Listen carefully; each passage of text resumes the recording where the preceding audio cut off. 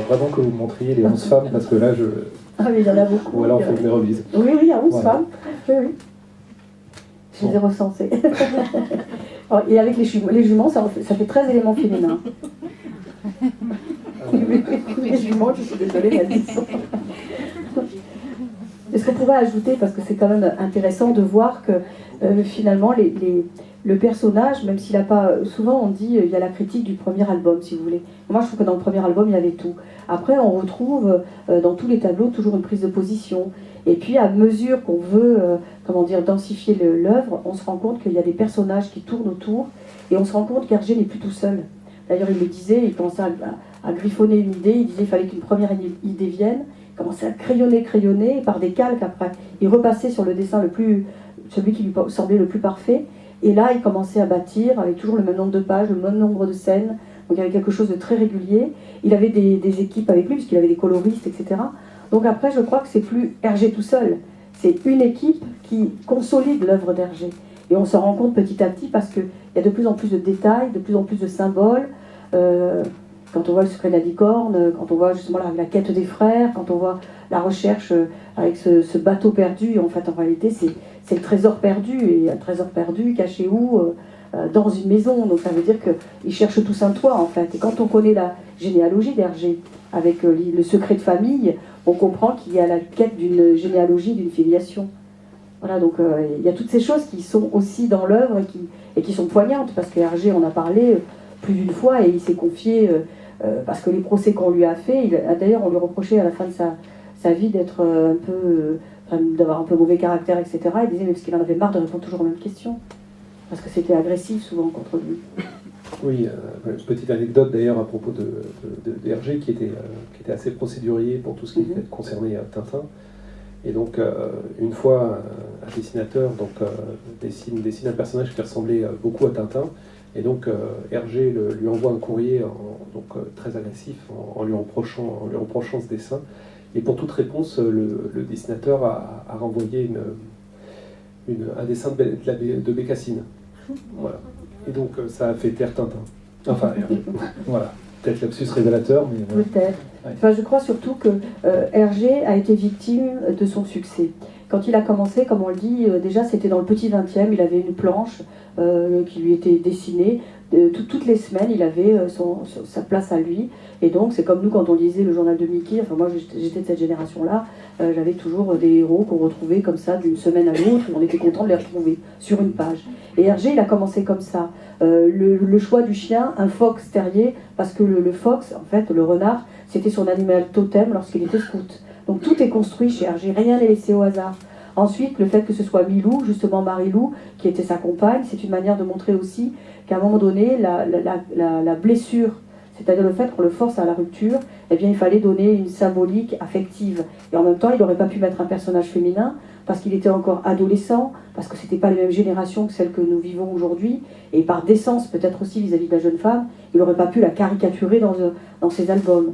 Et puis petit à petit, Hergé grandit, entre guillemets vieillit, et il doit assumer son personnage, qui lui ne vieillit pas, ne change pas, mais par contre qui dénonce de plus en plus des systèmes, des politiques qui ne fonctionnent pas, et en même temps très avant-gardiste, puisqu'il fait marcher quand même Tintin sur la Lune, avant qu'un homme effectivement puisse marcher réellement et concrètement sur la Lune. Donc il est d'une grande modernité, et il est obligé progressivement de protéger son personnage.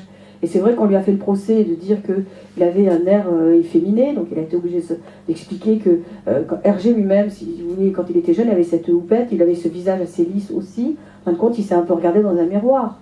Et les traits d'un jeune adolescent, c'est pas les traits d'un homme mûrissant, je veux dire, c'est pas les mêmes. Bon, petit à petit, bien évidemment, le personnage reste identique à lui-même, et les événements qui lui arrivent prennent de plus en plus de densité. Et c'est là que ça devient intéressant, ce rapport particulier de reflet ou de miroir, entre guillemets, entre un monde qui change avec des choses qui peuvent être de l'ordre de la corruption, de la dégradation des mœurs et valeurs, et d'un autre côté, la volonté de garder cette ligne droite, mais en comprenant aussi qu'il ne faut pas être dans le blanc et le noir systématiquement, il faut savoir aussi parfois arrondir les angles, être un peu plus, souple dans les décisions ou dans les choix, pour que les choses puissent se faire de manière plus agréable ou plus concrète. Donc, Ça, on le voit au fur et à mesure que le personnage grandit avec Hergé.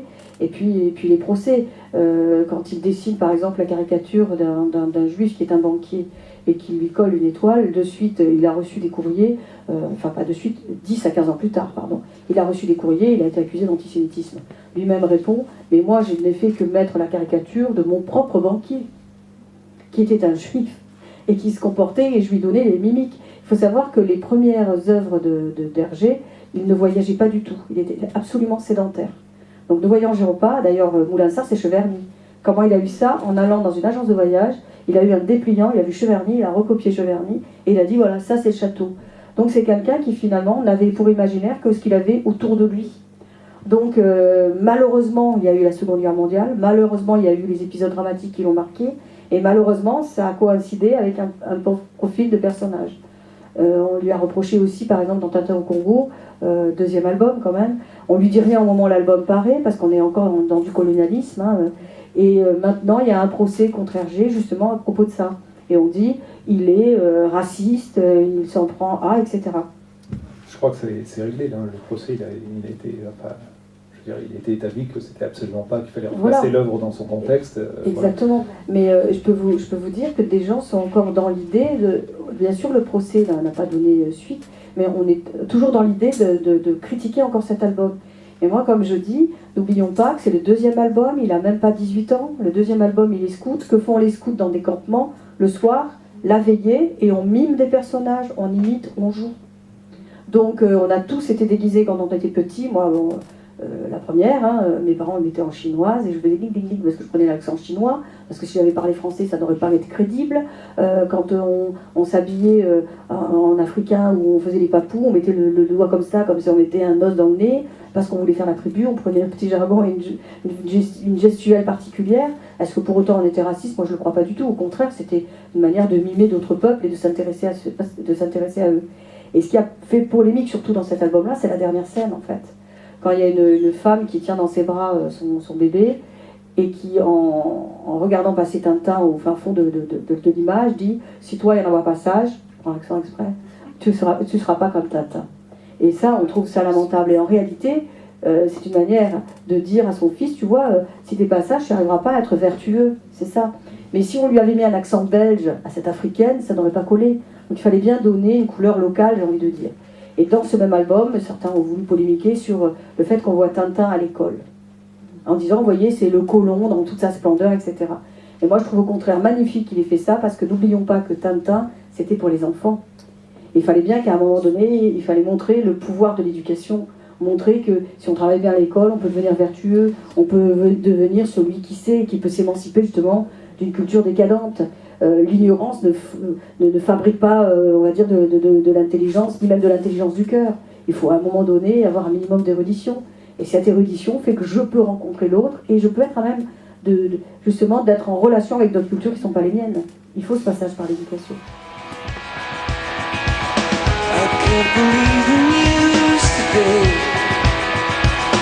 I can't close my eyes.